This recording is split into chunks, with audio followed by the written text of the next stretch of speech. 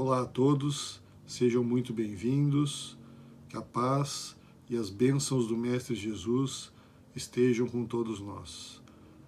Meu nome é Getro Barbosa de Oliveira, sou tarefeiro do Centro Espírita Paz do Senhor, da cidade de Joinville, para que possamos ter o melhor proveito desse momento em que aqui estaremos, para que possamos estar envoltos pelas energias benfazejas, faz-se necessário uma prece. Portanto, convidamos a todos para que, unidos em pensamentos, possamos sintonizar com Jesus, nosso Mestre, possamos sintonizar com Deus, nosso Pai. Desta forma, buscando o amparo, o auxílio, a inspiração e a ajuda. Permita, Pai amado, que as tuas bênçãos e que o teu amor nos envolvam a todos que aqui nos encontramos, desejosos que estamos de absorver um pouco mais da tua verdade. Permita, Jesus querido, que os teus emissários, que os espíritos de escol, que os nossos anjos de guarda possam intuir-nos, possam influenciar-nos e possam auxiliar-nos no desenvolvimento das tarefas às quais nos comprometemos nesta atual reencarnação. Permita, Pai amado, que aconteça conforme a tua vontade e não a nossa. E em teu nome damos por aberta esta atividade. O tema que nos coube abordarmos encontra-se em o livro O Evangelho segundo o Espiritismo, de Allan Kardec, no seu capítulo 18, intitulado Muitos os chamados e poucos os escolhidos. E convém que quando nós abordemos ou quando nós venhamos a estudar o livro O Evangelho segundo o Espiritismo, tenhamos em mente aquilo que os Espíritos nos disseram e que deixaram como mensagem no início desta obra.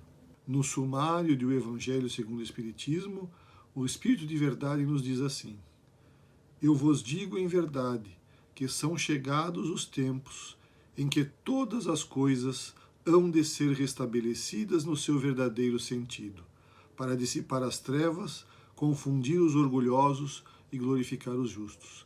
Então, o objetivo da obra O Evangelho segundo o Espiritismo é exatamente esse. E nesta obra, Kardec trata de passagens do Evangelho.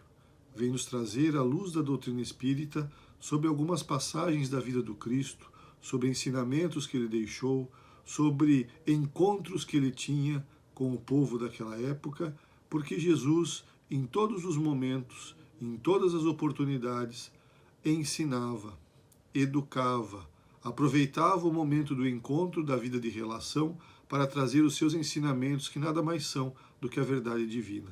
Verdade esta que hoje é relembrada, que hoje é esclarecida pela doutrina espírita, o Consolador prometido pelo Cristo quando aqui esteve. Então, para que pudesse melhor ser compreendido, para que pudesse melhor passar os seus ensinamentos, o Cristo ensinava através de parábolas.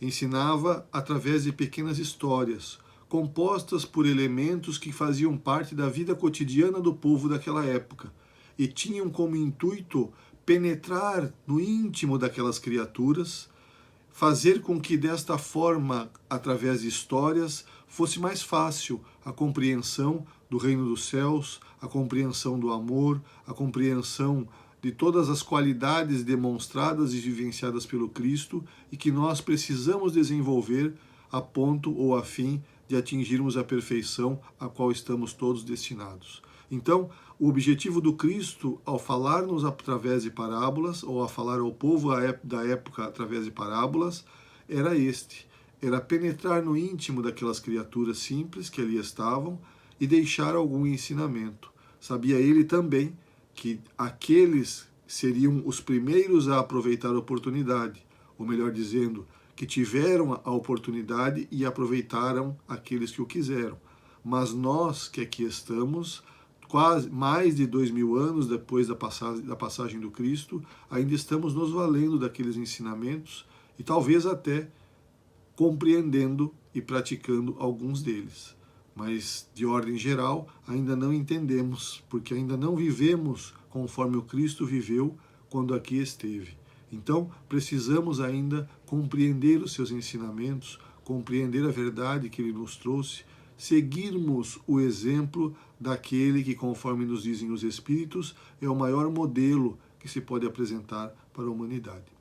E nesse trecho que está lá no capítulo 18 do Evangelho segundo o Espiritismo, muitos os chamados e poucos os escolhidos, Kardec vai tratar da parábola do festim, das bodas, ou a parábola do grande festim. Nós vamos nos permitir a leitura desta parábola, pegando aqui o livro O Novo Testamento, tradução de Haroldo Dutra Dias, em que vamos encontrar o evangelista Mateus, no seu capítulo 14, versículos de 15 a 24, nos dizendo assim: em resposta, Jesus novamente lhes falou em parábolas, dizendo: o reino dos céus é semelhante ao homem, rei, que preparou as bodas do seu filho, e enviou seus servos a chamar os convidados para as bodas, mas não quiseram vir. Novamente, enviou outros servos, dizendo: dizei aos convidados, eis que o banquete está preparado, os meus bois e cevados abatidos, e tudo pronto, vinde para as bodas. Mas eles se foram, sem se importarem, um para seu próprio campo, outro para seu negócio, e o restante, agarrando os servos, os ultrajaram e mataram. O rei ficou irado e, enviando suas tropas, exterminou aqueles assassinos e incendiou a cidade deles. Então diz aos seus servos: as bodas estão prontas, mas os convidados não eram dignos. Ide, portanto, às saídas das estradas e convidai para as bodas a todos os que encontrardes. E os servos, saindo por aquelas estradas, reuniram todos quantos encontraram, tanto bons quanto maus, e as bodas se encheram de convivas. O rei, entrando para contemplar os convivas, viu ali um homem que não estava vestido com a veste nupcial. E disse-lhe: companheiro, como entraste aqui sem a veste nupcial? Ele se calou. Então o rei disse aos servidores: depois de amarrar os seus pés e suas mãos, lançai-o fora para nas trevas exteriores. Ali haverá o pranto e o ranger de dentes, porque muitos são os chamados, mas poucos os escolhidos. Kardec nos fala, tratando desta passagem do Evangelho segundo o Espiritismo, ou em específico desta parábola, que muitos dos incrédulos acharão ingênua esta forma de fala do Cristo, por não entenderem, por não perceberem. Jesus está aqui comparando o reino dos céus a um grande festim, a uma grande festa, onde existe alegria, onde existe ventura.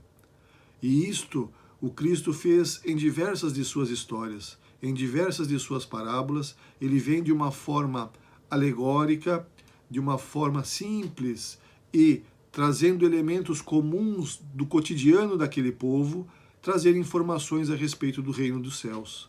São as chamadas parábolas do reino de Deus, que tem este objetivo de esclarecer a respeito do reino de Deus. E nesta em específico, ele compara o reino dos céus a uma festa preparada com todo carinho, porque nós vemos ali o rei preparando as bodas, não era de qualquer um, não era uma festa simples, era a festa do seu filho. E ele convida aquelas pessoas a participarem de uma festa que foi preparada com todo cuidado. Diz-nos a história que acabamos de ouvir, que ele havia matado os seus bois, não era um, havia matado os seus bois e os seus cevados para receber os convidados, para com todo o carinho que lhe cabia, receber aqueles que viriam junto com ele e com o filho comemorar aquela passagem que deveria ser comemorada. Então nós vemos a dedicação daquele homem ou daquele rei, como diz o Evangelho, no preparo da festa para receber os seus convivas. E nós podemos separar, para melhor entendimento, esta história ou esta parábola em alguns momentos. O primeiro momento em que o rei manda os seus servos para convidarem, para chamarem, aqueles que deveriam participar da festa das bodas. E o que acontece nesse primeiro momento? Eles simplesmente recusam, não aceitam este convite. E se era um convite destinado a alguns, é porque era um convite restrito a um pequeno grupo, que teria, se quisesse, a oportunidade de participar daquele banquete, de participar daquela festa. Mas este pequeno grupo, restrito que o era, recusa-se a vir participar da festa. Então Kardec vem nos esclarecer que aqueles primeiros que eram convidados era o povo hebreu, o povo escolhido por Deus, o povo que deveria exemplificar a vivência do monoteísmo, que recebeu a semente do Evangelho já trazida ali por Moisés, 1500 anos antes do Cristo, e que foi aquele primeiro povo a libertar-se das crendices dos vários deuses, a libertar-se daquelas alegorias que envolviam a humanidade da época e a compreender, ou a iniciar a sua compreensão, iniciar a sua escalada evolutiva no sentido da compreensão do Deus único, e que acabou desviando-se daqueles ensinamentos que lhes houvera Deus trazido lá no Monte Sinai através das tábuas da lei. Então este povo, que deveria ser a chama que ali adiante iria florescer ou acender-se com a vinda do Cristo, aquele povo havia recusado-se a participar e a aceitar estas informações, ou aceitar no seu coração o reino de Deus, porque o reino de Deus está ou deve residir no coração da criatura. Então, estes simbolizam aqueles primeiros que recusaram-se a aceitar o convite. Conta a parábola, continua na sua narrativa o evangelista, nos dizendo que, num segundo momento, o rei é mais reticente. Ele manda avisar ao povo, aos convidados, aqueles que ali estavam sendo convidados, que havia matado seus bois e os seus cevados, mostrando ou esclarecendo àqueles que estavam sendo convidados o carinho com que estava sendo preparada a festa. Então, diz aos servos que avisem-lhes que eu matei os meus cevados, que eu matei os meus bois e que está tudo pronto. Que eles venham participar do festim, venham participar das bodas, comemorar conosco. E a parábola conta que alguns recusaram porque precisavam ir para o seu negócio, outros para os seus campos, e outros, pior ainda, ultrajaram e mataram os servos. Vem Kardec nos esclarecer, nos mostrando que os servos assassinados eram os profetas, daquele trecho ou daqueles livros que nós conhecemos como o Velho Testamento, mas que para o povo judeu é a Torá ou as leis dos profetas. Então, aqueles profetas que foram assassinados, que foram ultrajados, estão representados na parábola como sendo servos que vão pela segunda vez convidar o povo para que ele viesse ao festim e não vieram. A parábola, dentro da sua alegoria, nos diz que o rei, nervoso e irado, manda que os seus servos ou os seus exércitos exterminem aquele povo incrédulo. E aí diz aos seus servos que voltem às estradas, às ruas e convidem a todos.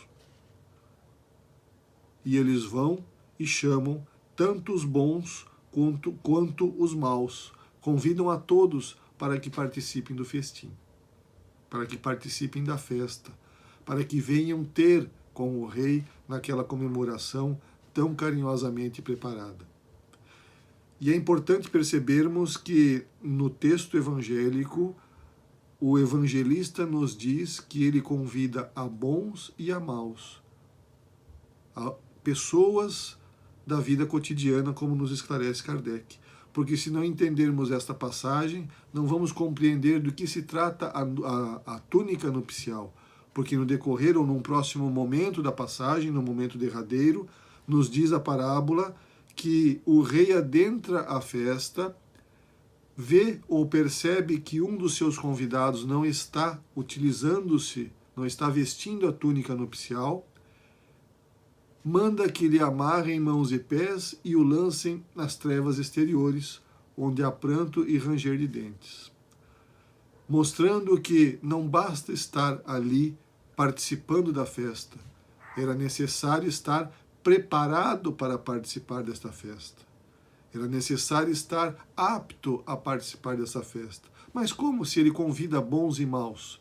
Mas ele dá oportunidade para que aqueles que ali foram convidados preparem-se. Então nós vamos vendo nesta parábola, ou na narrativa do Evangelho, uma série de simbologias.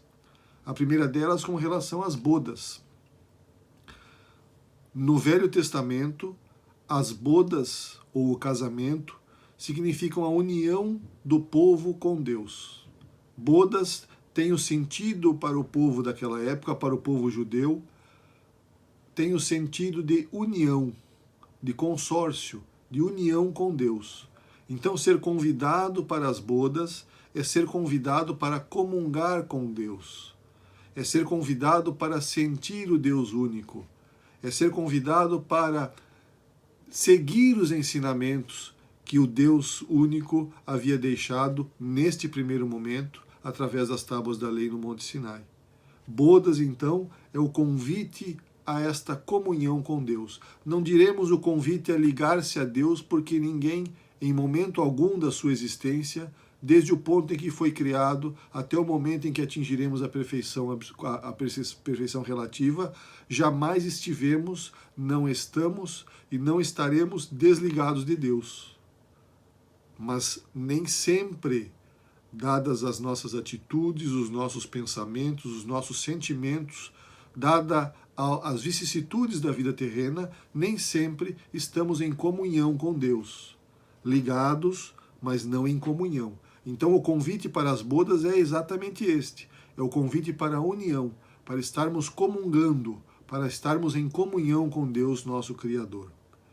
Vem falar sobre os servos assassinados, que, como dissemos antes, representam, ou nesta alegoria que a parábola nos traz, ela está trazendo a lembrança dos profetas do Velho Testamento, daqueles que sofreram por terem vindo com a missão na terra de trazer um pouco da verdade divina, que começou a ser plantada para aquele povo escolhido, que era o povo hebreu, mas que permaneceu e permanece até os dias de hoje, em que nós aqui, dentro dos postulados, dos ensinamentos, da verdade que nos é trazida pela doutrina espírita, o Consolador prometido, estamos buscando compreender.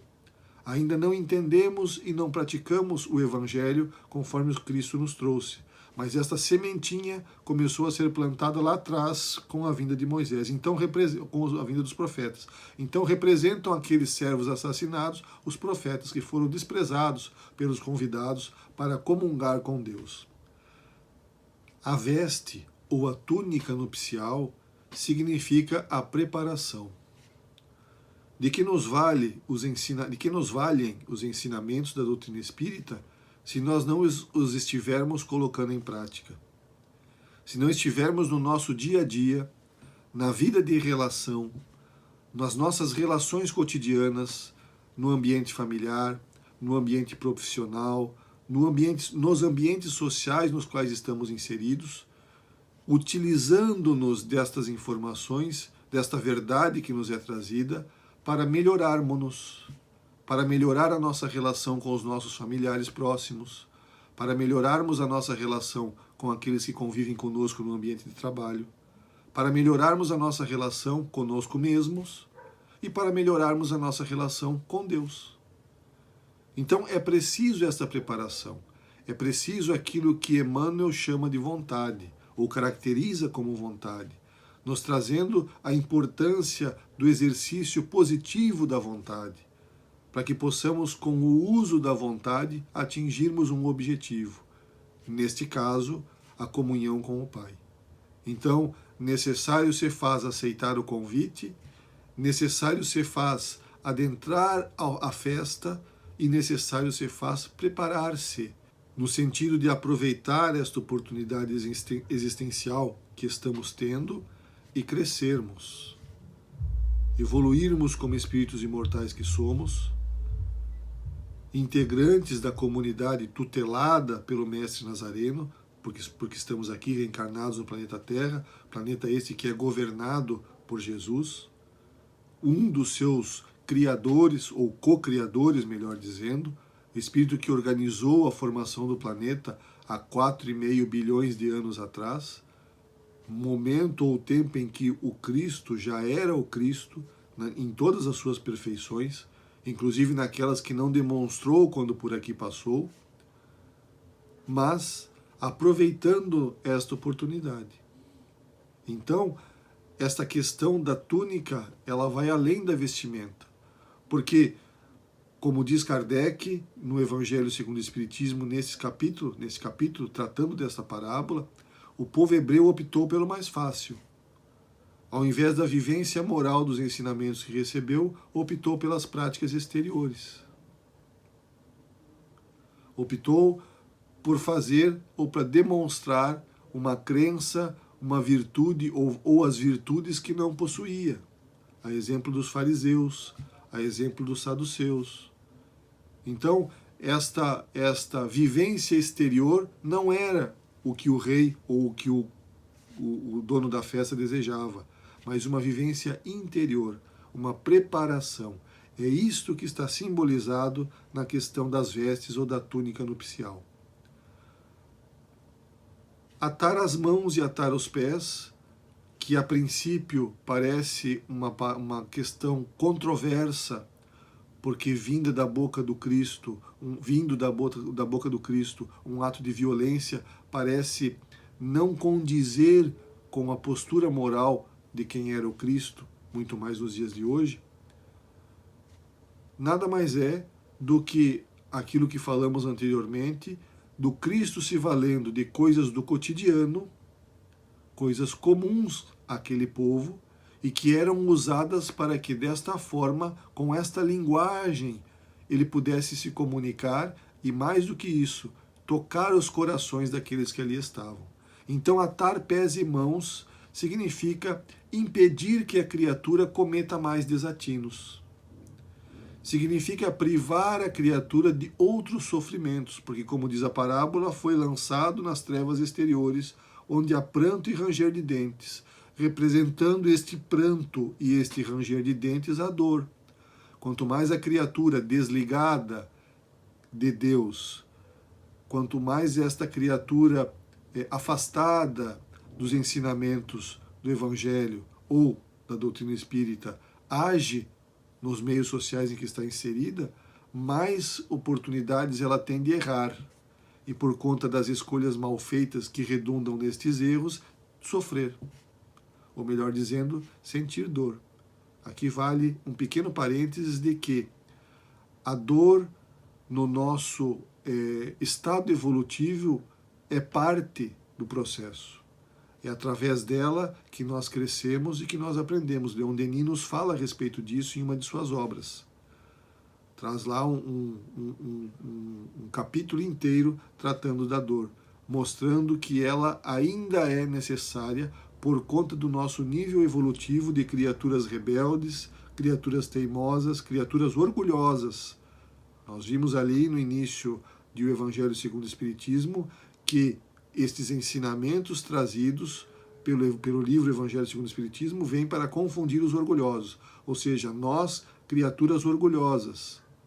E por conta disso, deste orgulho que ainda temos, destes sentimentos ou dessas paixões que nos prejudicam a trajetória que ainda temos, a dor faz parte da nossa caminhada. O entendimento da dor como sofrimento é que é inerente a cada um. Não creiamos nós que Jesus, quando passou pelo martírio, tinha o mesmo entendimento de dor que nós temos hoje. Não creiamos nós que Francisco de Assis, que quando aqui passou e que tinha vários sofrimentos do corpo físico, tinha o mesmo entendimento de dor como temos nós hoje. E olha que entre Cristo e Francisco de Assis existe uma distância bastante longa. Mas vamos nos ater a este último, a Francisco de Assis. Aquela criatura, o poverello, que aqui demonstrou a vivência do amor, seguindo o Evangelho do Cristo, entendia que a dor era uma oportunidade de crescimento, uma oportunidade de vencer um obstáculo, uma oportunidade que a vida estava lhe dando de, sendo ultrapassado o obstáculo, ascender um degrau na escala evolutiva. Então, o entendimento de dor e de sofrimento, ele é ampliado na medida em que nós vamos crescendo e evoluindo como espíritos imortais. A importância que damos hoje às questões materiais é diferente da importância que daremos amanhã, quando mais libertos da matéria estivermos moralmente melhorados. Quando na parábola nos é dito que alguns buscaram o campo, alguns buscaram o seu negócio, o Cristo está ensinando, está trazendo que aquelas eram criaturas ainda muito ligadas às coisas da matéria, completamente alheias às coisas celestiais, ou às coisas da espiritualidade superior, ou à vida do Espírito que somos nós. E por conta disso, afastaram-se. Preferiram ir ter com aqueles, ou com os seus negócios, ou com o seu campo, ou com as coisas da vida material, do que virem ao festim, à festa que estava sendo preparada, simbolizando, mais uma vez, o reino de Deus. Então, quantos de nós ainda estamos envoltos pelas coisas da matéria, nos esquecendo de que somos espíritos imortais? E esta informação, esse conhecimento que nos é trazido, que nos foi trazido pelo Cristo e que nos é ratificado pelos ensinamentos da doutrina espírita, deveria mudar o nosso proceder, deve mudar o nosso proceder. Devemos buscar a melhoria íntima, devemos buscar a mudança de hábitos, devemos educar o nosso pensamento, devemos alterar posturas no entendimento de que tudo isto é necessário para que o nosso processo evolutivo se dê de forma consciente.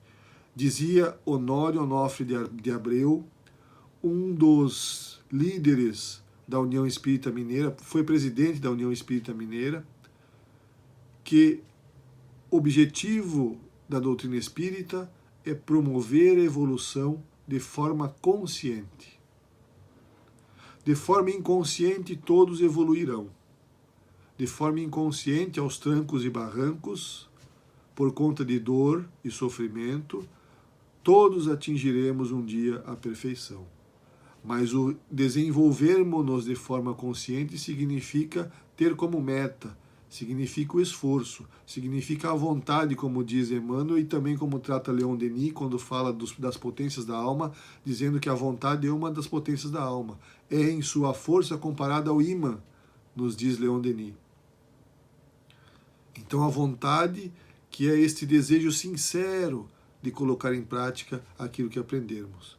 E o que é que a doutrina nos ensina? A tolerância, a caridade, a benevolência, o perdão das ofensas. Mas para isto acontecer, para que isto se dê no nosso dia a dia, nas coisas do varejo da vida, como diz Hermínio Corrêa de Miranda, é necessário vontade, é necessário postura, é necessário que vistamos a túnica nupcial, citada na parábola, para assim podermos participar ou adentrar ao festim. Entendendo que adentrar ao festim significa permitir que o reino de Deus instale-se nos nossos corações. No item 2 do capítulo 18 do Evangelho segundo o Espiritismo, Kardec nos diz com muita propriedade: no entanto, não basta a ninguém ser convidado, não basta dizer-se cristão, nem sentar-se à mesa para tomar parte do banquete celestial. É preciso, antes de tudo, e sob condição expressa, nos diz Kardec, estar revestido da túnica nupcial. E aí ele nos esclarece o que é a túnica nupcial. Isto é, ter puro o coração e cumprir a lei segundo o Espírito. O que é cumprir a lei segundo o Espírito? É entender que sou um espírito. No caso aqui, estando encarnado, sou uma alma. Eu não tenho uma alma. Eu sou uma alma e possuo momentaneamente um corpo físico. Essa simples mudança na forma de falarmos já nos auxilia no entendimento de quem somos. Nós não somos corpos que têm uma alma. Quando eu digo a minha alma, eu estou me entendendo como um corpo que possui uma alma. Quando eu digo o meu corpo, eu estou entendendo que sou uma alma que me utilizo momentaneamente de um corpo físico. Mas quem sou eu? Eu sou esta alma que aqui está utilizando-se de um corpo físico. E a partir do momento que começo a compreender isso, que começo a entender que sou um espírito imortal e indestrutível, eu começo a perceber a necessidade de dar valor às coisas do mundo ao qual pertenço, que é o plano espiritual, a nossa verdadeira morada. A nossa passagem pela Terra é uma passagem momentânea, importantíssima. Importantíssima. Porque é aqui que colocamos em prática os aprendizados adquiridos. É aqui que nos testamos. É aqui no mundo material que temos a oportunidade de corrigir algum desvio que tenhamos cometido. É aqui que temos a oportunidade de ajustar algum desajuste com um companheiro nosso de caminhada. Então, o processo ou a oportunidade reencarnatória é importantíssima, mas não é a vida real. A vida real é o mundo espiritual. Aquele mundo para o qual retornamos todas as noites. Quando o nosso corpo físico dorme, nós nos desligamos da vestimenta física e retornamos à pátria espiritual. Vamos ter com aqueles de quem gostamos. Vamos agir de acordo com aquilo que desejamos. Então a túnica nupcial, ter puro coração e cumprir a lei segundo o Espírito, conforme nos diz Kardec, é isto. É termos este entendimento. É enxergarmos a vida com os olhos do Espírito. É estar na matéria, mas não sermos da matéria. Valorizarmos-nos sem valorizar excessivamente as questões materiais. Então, devemos pôr de lado as questões materiais? De forma alguma, não se trata disso. Mas dar ao devido valor. Quando foi questionado se devíamos ou não devíamos pagar impostos, o Cristo pergunta àqueles que o indagavam: de quem é a figura que está na moeda? É de César. Dai a César o que é de César, dai a Deus o que é de Deus. Ele não disse, abandona César e segue somente a Deus. Dai a César o que é de César, dai a Deus o que é de Deus. E na questão 922 do Livro dos Espíritos, quando trata da felicidade, a resposta que nos é dada, ou que é dada pelo Espírito de Verdade, é que felicidade significa, com relação à vida material, a posse do necessário. Com relação à vida espiritual, a consciência tranquila e a fé no futuro. Muitas vezes, no afã de preencher um vazio existencial pelo qual estamos passando, nós buscamos, através da posse, compensar esse vazio, comprando coisas, eletrodomésticos, veículos, residências e por aí vai. Valorizando em excesso as coisas da matéria. E este vazio que se apresenta na nossa existência não é preenchido. Porque muitas vezes ele é consequência de más escolhas que estamos fazendo no nosso proceder. Então, dar a César o que é de César, dar a Deus o que é de Deus, é o caminho do meio, como dizia Buda. O caminho do meio. Nem tanto lá, nem tanto cá. O caminho do meio. O equilíbrio, o bom senso. Porque quando nos respondem a respeito da felicidade, os espíritos não dizem ter tanto de dinheiro no banco, ou ter tantos imóveis, ou ter tantos veículos, ou ter isso ou aquilo. Eles nos dizem simplesmente, é a posse do necessário. Mas quanto é o necessário? Cada um deve saber de si para consigo. Eu preciso entender, dentro do meu contexto social, dentro dos meus compromissos existenciais, o que realmente é necessário. Não é o outro que deve me dizer, mas eu preciso descobrir. Porque se eu tiver menos que o necessário, não serei feliz. É isso que a resposta nos fala. A posse do necessário. Felicidade com relação aos bens da terra, a posse do necessário. Se eu tiver menos que o necessário, não serei feliz. Se eu tiver mais do que o necessário, também não serei feliz. E aonde está aquele limite, aquele ponto que me diz o que é necessário e o que não é? Eu preciso descobrir. É uma missão íntima que a ninguém cabe a não ser a mim mesmo. Preciso descobrir o que para mim é o necessário. E por conta disso, a partir do momento que eu descubro, torna-se mais possível ou torna-se mais próxima a segunda parte da resposta. Com relação à vida espiritual, a consciência tranquila e a fé no futuro. Então aqui, nesta resposta, esta questão de Livro dos Espíritos, está dada a receita da felicidade. Com relação à vida material, a posse do necessário. Com relação à vida espiritual, a consciência tranquila e a fé no futuro. Quem tiver esta possibilidade será feliz. O problema está em que nós não vivemos ainda segundo a lei, segundo o Espírito, como nos fala Kardec. E ele continua nos dizendo assim: ora, a lei toda se contém nestas palavras: fora da caridade não há salvação. Olha que extraordinário. A lei toda se contém nestas palavras: fora da caridade não há salvação.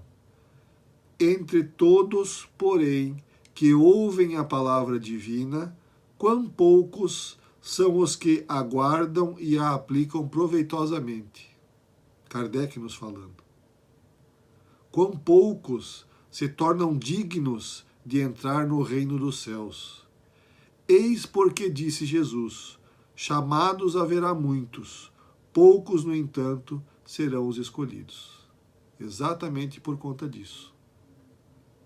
Porque não entendemos o fora da caridade não há salvação. Não entendemos